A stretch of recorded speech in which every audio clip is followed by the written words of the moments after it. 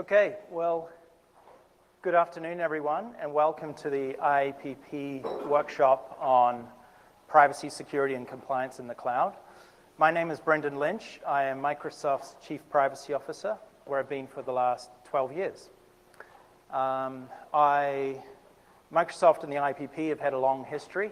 We were one of its first members 15 or so years ago. We were one of the founding funders of the certification program for privacy professionals, and we've done many partnerships with them along the way. I personally served on the board of directors of the IAPP for a five-year term, including being chairman in 2013. So for me, it's wonderful to be back here, wonderful to have a great group of privacy and security professionals together to talk about the cloud and everything that we need to do to ensure that we have the trust and confidence in moving to the cloud and leveraging the cloud for all the wonderful things we can. A quick rundown of the afternoon. I'm going to give some opening remarks and take some questions from you. So starting to think about what questions you may have. We're then going to have Doug Miller, who's an industry expert, go deeper into the cloud and the promises and perils. We'll then hand over to my colleague at Microsoft, Greg Brown, who's a standards expert, who will give us a good sense of the important role that cloud standards play in the cloud, both the present and in the future. Before hearing a really compelling case study from Jenna Holden at Taser about how they leverage the cloud for what you'll discover is very sensitive information. And then we'll wrap up. So with that, I thought I'd begin and make a few comments. And before we dive into the cloud, which you'll be spending the bulk of the afternoon on, I thought I'd provide a broader context to begin with. And it's really just about all the change we see in the world today. There are new ideas every day that really are off the back of the new technologies that we're dealing with. This time and this era that we're in is what the World Economic Forum dubs as the fourth industrial revolution. And I'll explain what that means in a moment. I thought I'd first back up and say, what were the first three? Well, the first industrial revolution began about 250 years ago. And it was where mechanized production happened for the first time. It was leveraging water and steam power. And if you think about humanity up to that point, the fastest transportation, for example, was the horse. So when the steam engine came along, it was obviously very revolutionary, and it did have a big impact on industrial production as well. The second industrial revolution really brought mass production and assembly lines, and it was heavily influenced by the advent of electricity and the broader adoption of that. And then the third industrial revolution, which we've been in for the last couple of decades, or a few more, has been about electronics and IT and its impact on further automating production. And so that's where we are and where we've come from. And what are the key characteristics of this fourth industrial revolution we're in? And beginning to be in. And it's really the confluence of three broad spheres of capabilities: the physical, the biological, and the digital. And it's not just advances in each of these individually, it's how they interact with each other, about how the digital supports the biological, and so on. The physical is everything from new materials through to autonomous vehicles, 3D printing, robotics, and the like. The biological is very much about genetic testing and genetic engineering. And not just will have impact on human health, but also on agriculture and livestock more broadly. And then the digital, a wide range of things, but it includes advanced data analytics, quantum computing, and the like. And so the World Economic Forum says that it's the confluence of these things and the pace of innovation that will come from the combinations of these things. And one of the interesting things about it all, the thing that underpins all of these three is the cloud. The cloud is the new infrastructure for our world.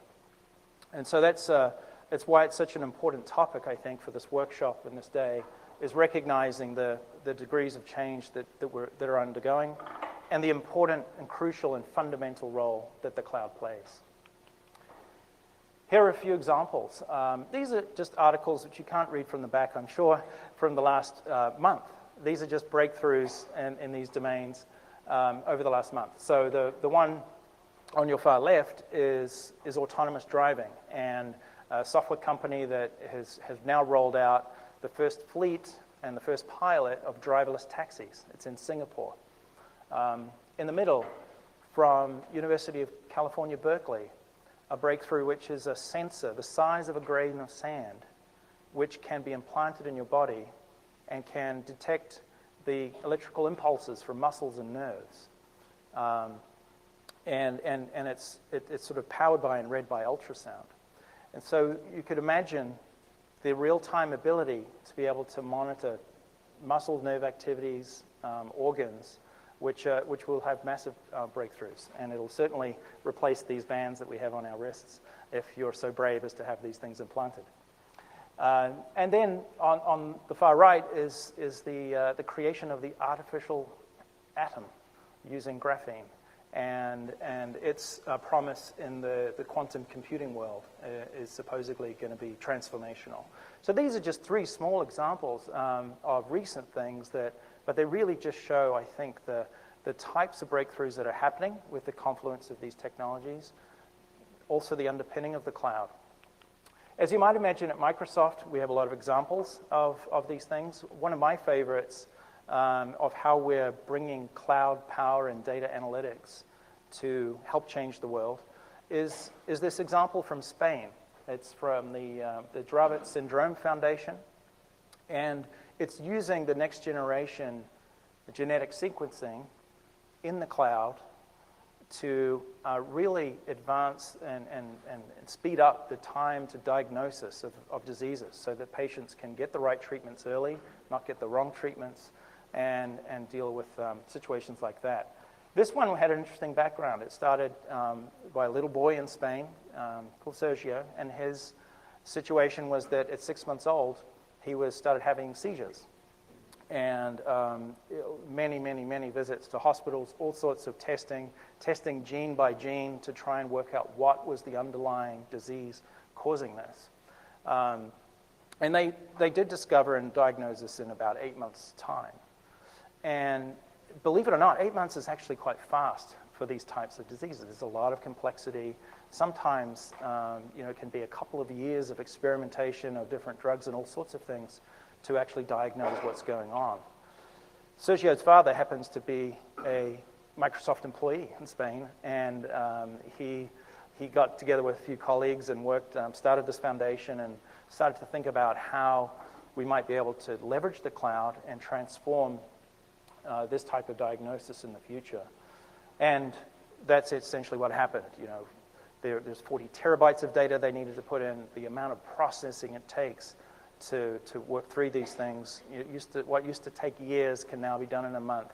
And it's rapidly sped up the diagnoses of not only Dravet syndrome, but a range of other diseases as well, and has a lot of promise. So that's one example that's in the healthcare space.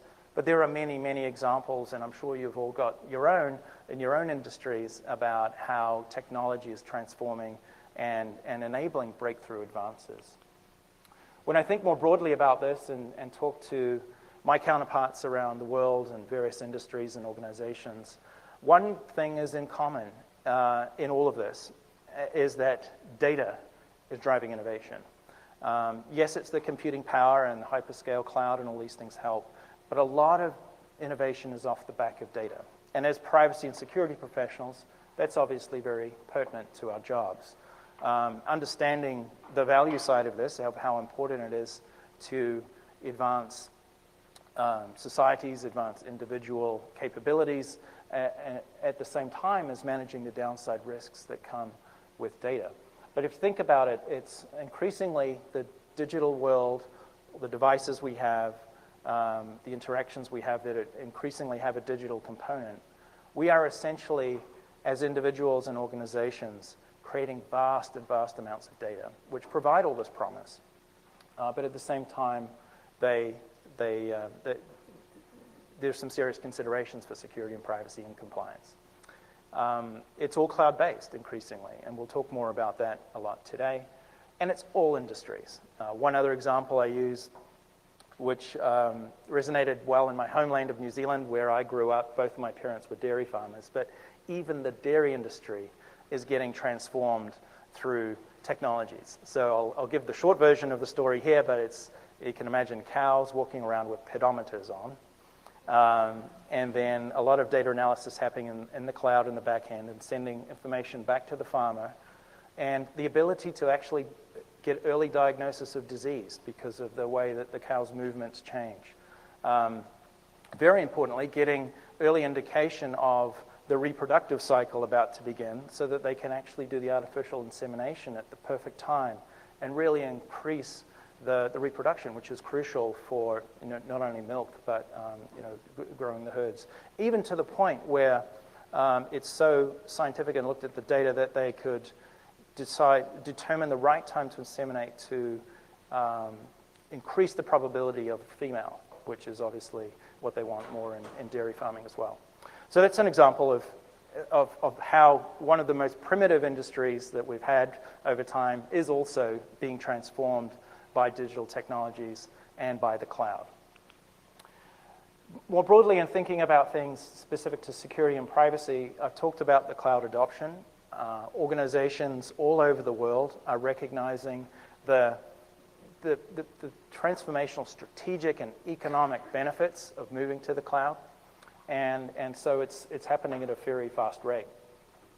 We've also, of course, got the advent of machine learning and advanced analytics, again powered by the cloud, as a key trend in our space. And it's enabling things like more personalized experiences. I think that when we look at the world and we look at all these vast opportunities that technology is providing us, it almost seems like it's unconstrained. But one constraint that we have is human time and attention. And so we're all seeking to be more productive with our time, to have our experiences more personalized, to basically make it more efficient to get things done. And we're just at the beginning, but we're seeing in the individual space, digital personal assistants, and I expect that we'll see just a lot more of that. People are going to want to use it. They're going to opt into it. There's a lot of sensitive data that can be collected through it. So it's important for us as privacy and security professionals to really think through how we do that in a way that builds trust and mitigates risk and enables compliance. Another big trend in the space is with all this data, there's no surprise that regulators want to have a say. And we're seeing a wave, and I believe even more, of greater regulation around data. One key example right now, which I'm sure will be topical here at the IPP over the next few days, is the general data protection regulation in Europe. It has more onerous requirements and more significant consequences of getting it wrong. I think that and other things will lead us to a new era of information management. We're increasingly going to be looking for our information management systems to be able to automatically understand and enforce policies and rules around data, including not just who can have access, but how it can be used. So I think that those are a number of areas of technology disruption, but also areas where we can use technology to our advantage to help us in information governance. So switching to the cloud, I thought I'd provide a few perspectives from Microsoft as an example of a major cloud provider in the space. One thing that's inherent in this quote from our CEO, Satya Nadella, is that we recognize that people and organizations will not use technology that they do not trust. And so for us, it's a business imperative to build trust and confidence in the cloud and to partner with our customers in doing that. So we make these series of commitments. We make a wide range of investments to enable that. We're very focused on what are the standards and practices and how can we demonstrate those in ways that will give you confidence, give you the information you need. What can we do to collaborate with industry and with regulators to help raise all the boats, to help build confidence in the broader cloud ecosystem? And really, as a company, we're in your shoes too. We've got a lot of exposure to laws and regulations around the world. We operate in many, many countries, and we've got our own rigorous compliance needs, and we apply the same in the way that we do it. So that's sort of the commitment from the top down. Now, what do we do next? How do we sort of unpack that concept of trust? What does it mean day to day in our investments to help? And it's across these 4 dimensions: security, privacy and control, transparency and compliance. So the commitments, of course, to implement the strongest security procedures and controls and get all the certifications to verify that we have that ensure that we're safeguarding your data. Privacy and control are bundled because increasingly it's about how can we give you control. Yes, it's limiting use and it's having conversations around liabilities and all those sorts of things, but it's very much about how can we empower you through our services to have control over how the data is used and who has access to it. Compliance, I mentioned before, we focus a lot on achieving all the certifications that our customers demand of us and helping thereby you to be able to comply with your needs. And to be very transparent. Trust is always built on transparency. Is that saying that sunlight is the best disinfectant? I think it's especially true here, and there's so much that we and other cloud providers have published to really live up to that principle of being clear and transparent. And we're trying to do that in as clear and plain language as possible and tailor the content for different audiences. And I'll talk a little bit more in a moment about what we're doing specifically for the security and privacy professionals. So, in fact, I'll start that right now. You have a vital role. You all know, I bet, that you play a vital role in your organizations around data generally. On one hand, you want to be in a position where you're helping your organization enable the use of data to drive that next wave of innovation, to delight your own customers. And at the same time, you want to manage that risk, and you're responsible and accountable for helping manage that risk for your company. So you're depended on, and I probably can't say enough about that. I know that in my own role when I think about supplier relationships and data crossing trust boundaries to other organizations, that we spend a lot of time and focus on how do we ensure that we have confidence throughout the data lifecycle and all its movements that the rules are being upheld around its use. And so it probably goes without saying that you have a crucial role. There are a couple things that we do to help you with that. And first of all, it's how we actually approach our cloud services. And that's in a number of areas. I talked about standards and regulations. We actually have a history of being often the first in industry to achieve a particular certification to a new standard. And we've seen that whether it's the first to get European model clauses, whether it's the first to get certified to ISO 27018, which is a cloud privacy standard. Those are examples of that, and you can expect that from us, that we're always going to be on the forefront, always looking around the corner, listening to our customers, understanding what they might want next, and going there. We've got thousands of people, security and compliance professionals around the company working on this.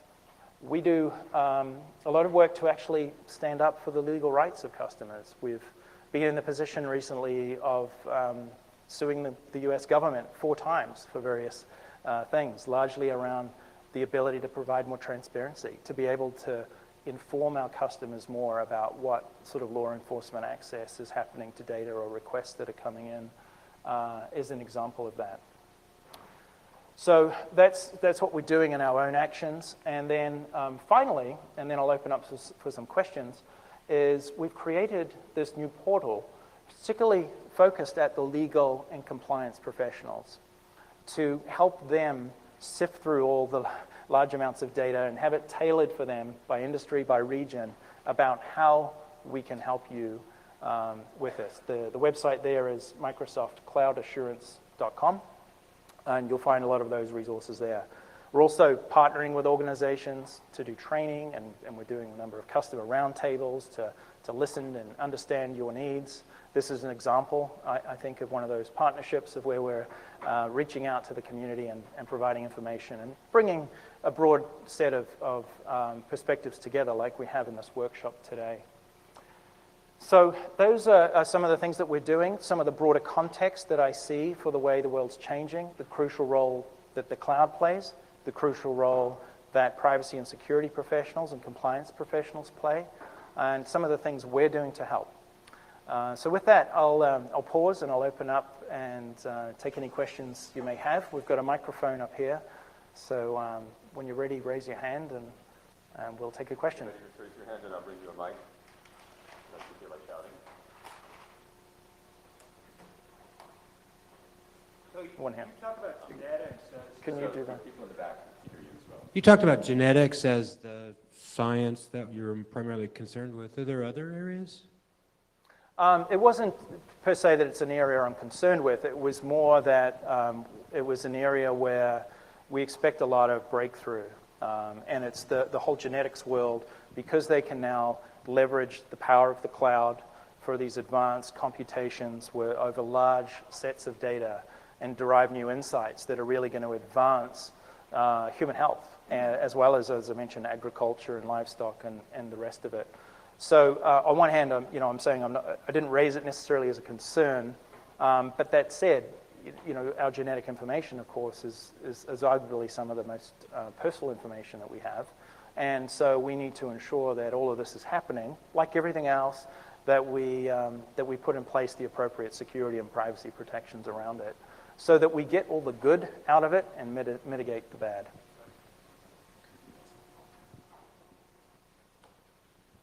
Hi, Jacob Springer from Abbott Laboratories. I'd be interested to hear your thoughts, sort of like the trends towards the cloud, no question, but also the trends from countries to localized data, and how we sort of like try to meet those sometimes conflicts. Yeah, I think it's a very interesting question. There are certainly, as we all know, concerns often about where is the location of the data. In addition to, irrespective of where it is, how is it protected, who has access, and all the rest of it. And I think we're seeing I expect a settling out eventually. I think there are certainly some countries are saying, at least for certain data sets, that we want to have that maintained in our region or our country. At the same time, when you look at the pure sort of economic and agility benefits that come from the cloud, they often benefit from data movement and from data to be able to move around and be combined with other data sets and the like. And naturally, that will mean often crossing a national border. So those tensions are at play. I think that there'll be, as I say, a settling out. There's probably going to be, certainly us and others, are looking to see what we can do from a regionalization of our cloud infrastructure. We have, at Microsoft, I think, more regions than any other right now. I think it's 24 regions or something like that around the world where organizations can move to the cloud and have their data stay within the region. For example, in Europe, because we've got data centers in Dublin and Amsterdam and building more out in other places, you can then enable that kind of thing. So I think we'll see a combination. At the same time, there's a big public policy debate about, should it matter? Can we establish new norms and treaties and the like that sort of makes the border irrelevant in terms of being able to uphold people's rights? So if your rights get upheld no matter where the data is, based on your own laws locally, that's certainly I think, an intriguing prospect, and one that we're, in our public policy discourse, exploring to see how that sort of thing might work. Because that should, if that could come about, that would, in a lot of ways, I think, take away the concerns and the need for more sovereign or localized clouds. Hi, Yes. Suzanne Ames Research Center. This kind of is a good follow-on to that question.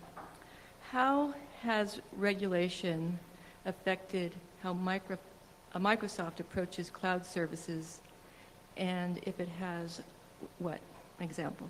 Yeah, I think that's a great question. I think one of the things to begin with is that when we first began in cloud services, and arguably largely still today, there's not cloud-specific regulations.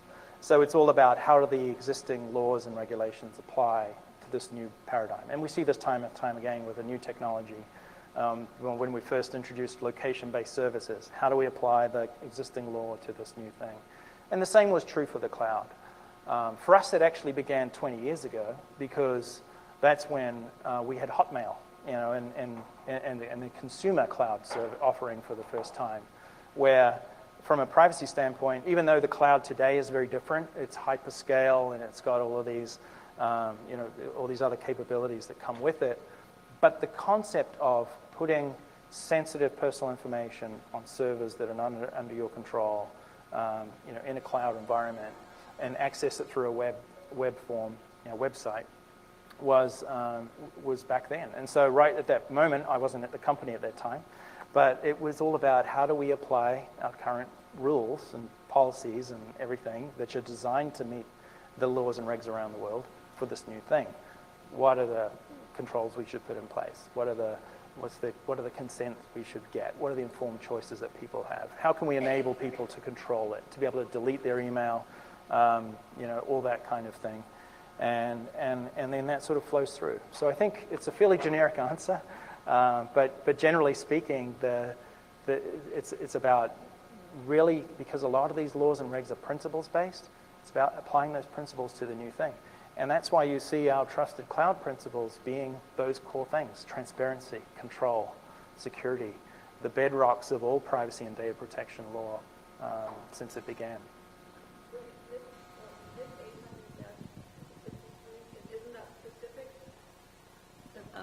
Federal requirements for all IT, if you're going to work with the federal government. Yes. Is a National Institution of Standards in Technology.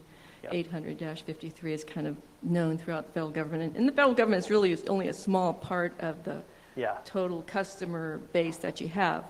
But it has affected how the government approaches, cloud services. So I was wondering how regulations affect how Microsoft approaches cloud services. Yeah, absolutely, and that's a good follow-up because I stopped short of going there, but I was talking in the more general case. It's you apply the principles, but of course there are going to be laws and regs and rules and things that come out that are specific, whether it's specific to a vertical industry sector, specific to a certain country where they do get more prescriptive, and that is key, to the way that we provision and operate our cloud services. And when Greg comes up, I'm sure he'll explain more about the vast, amount of things that we have to deal with like that. But what the approach we take is to establish what's that common layer of controls that we need in place to meet all these things. Sometimes a new requirement will come in, which means we've got to add a new control. Often, it's a flavor of something else that we've already got a control for. We might just need to demonstrate it in a different way to meet that particular rule or for that auditor. And so, but it does these types of things like Nest and FedRAMP and all these other ones. They certainly have a very significant impact on the way that we design, operate our cloud services. Thank you. Hi, Patrick Lestanet from Interaction. Just going back on the data sovereignty issue, and specifically for Europe, you were quite innovative with your data trustee model in Germany. I was wondering if you could expand a little bit on this and also outline whether it's more tactical solutions until things sort of settle down, or is this more of a strategic, more of a strategy for Europe where you want to deploy sort of specific agreements with data trustee providers in order to build that trust and give control to the customer? Yeah, it's a great question, and might just take a minute to explain for those in the audience who might not know what the model that we're adopting in Germany as a first instance. And it's called a data trustee model. So it's a data center very similar to the ones that we design and build everywhere in the world. except that Microsoft's not operating it. It's operated by, in this case, a subsidiary of Deutsche Telekom. So it's German nationals. It's a Germany-based. It's German nationals operating it, and the reason behind it, I think, is partially it's looking at that there is a need and expectation for some customers, particularly for some workloads or some data sets, that they really do want to keep it sovereign. Health data is often in that realm. But it's part of the broader approach that we have, which is we want to cater to everybody's needs. And we have hybrid, we have everything from the public cloud through to the on-premise solution, and then variations in between. And this is just somewhere on that spectrum where it's about sort of enabling a certain set. Now, there is one thing that's important to understand. It's a more expensive model. There's a price premium to that. But there may well be demand, demand that will, because back to the benefits of the cloud and the strategic and economic benefits. If there's a data set or a workload that's just too sensitive to put in the public cloud, for example, this may well be a really viable option for our customers. And so we made that announcement a while back and building towards that one. Yes?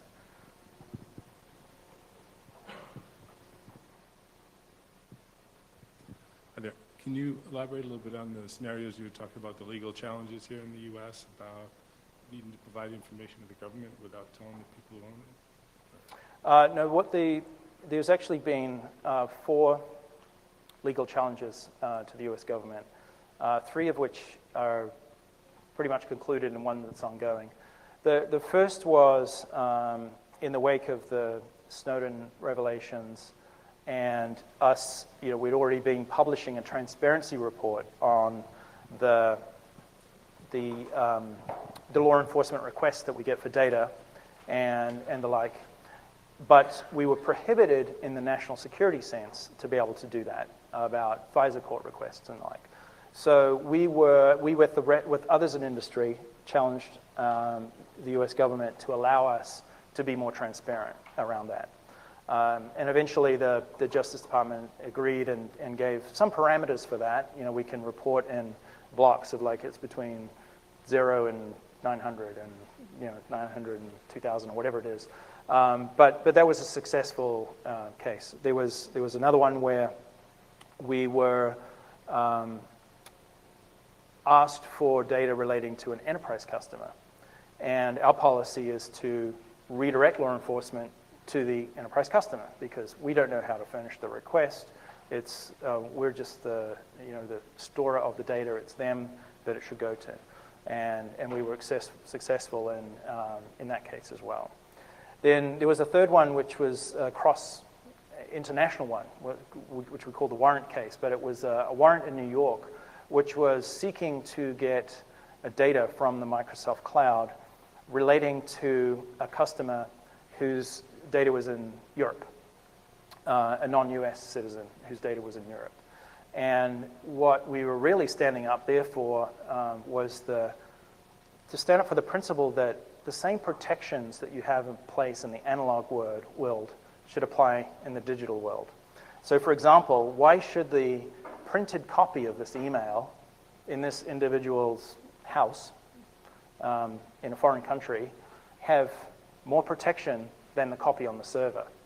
And the argument was from the US government side, these were business records and we had the ability to hand them over, therefore we should. And again, we prevailed in that case. It went to an appeal. And then most recently, we have a case which is, again, it's a transparency thing, but it's also about, it's about being our right and ability to be able to inform customers of when there is a legal request for the data. Now, often there are situations where there is a gag order on that because revealing it to them, would tip them off that, their crimes are about to be busted. But what we noticed over time was that the gag orders on these were increasingly frequent and were unbound from a timing perspective. And so that's what this lawsuit is about, and we've recently just got a lot of support, amicus briefs from others in industry, and civil society and et cetera to really try to curtail that and not have, there are places where that makes sense, and as a society we want that, but it really felt like the government was overusing this ability to put a gag order in place and not set a time limit on it. So that's the one that's more current and active right now. Yeah. More questions? Okay, well, I will wrap up with one final question for Brendan. I think we have about another few minutes in our time slot here. So Brendan, you're Chief Privacy Officer for one of the largest technology companies in the world. That puts really on the front line. And we know all these things are coming down the pike. For example, in Europe, you've got the General Data Protection Regulation, which you mentioned. You've got Privacy Shield, which Max Schrems has assured us will be challenged in court. What are you going to spend the next 12 months what's going to be keeping you awake in this coming year? I think in some ways, I know a lot of my counterparts around industry are going to be spending a lot of time on how do I reorient my program to meet these new European rules. And that's true of us as well. There are certain things that we've got to do. I think, fortunate that there's been a lot of investment in privacy at Microsoft over the years. I'm actually the third Chief Privacy Officer, so I was lucky enough to inherit an already mature program when I joined, and so it's continual improvement. So, we've got time. Some of these timelines are short, particularly if you've got to make system changes and things like that. May 2018 will come around pretty quickly. So that's certainly got a lot of my attention to make sure that we do all what we need to do, not only to achieve our own compliance, but back to our cloud and our enterprise customers. What do we need to do and what can we do to help our enterprise customers? So that'll be a lot of focus. I think the other broad theme for me is just the pace of change, back to where I began this talk. And when you think about things like doing a privacy review to make sure that a new data collection or a new data use is in line with our values and our policies and our principles, the ability to kind of take some time to do that review is disappearing quickly. And what it leads to, I think, is a shift in the approach, a little bit more emphasis on how do we create broader awareness, how do we create more of the cultural element so people just know what the rules are when they're doing this. Targeting particular communities. We've got a lot of data scientists at Microsoft. How can we inform them in a way to go and do all the cool work they're doing, but also to be cognizant of where they might run afoul of our privacy policies, so it happens more organically and by design. So I think those are a few of the focus areas for me.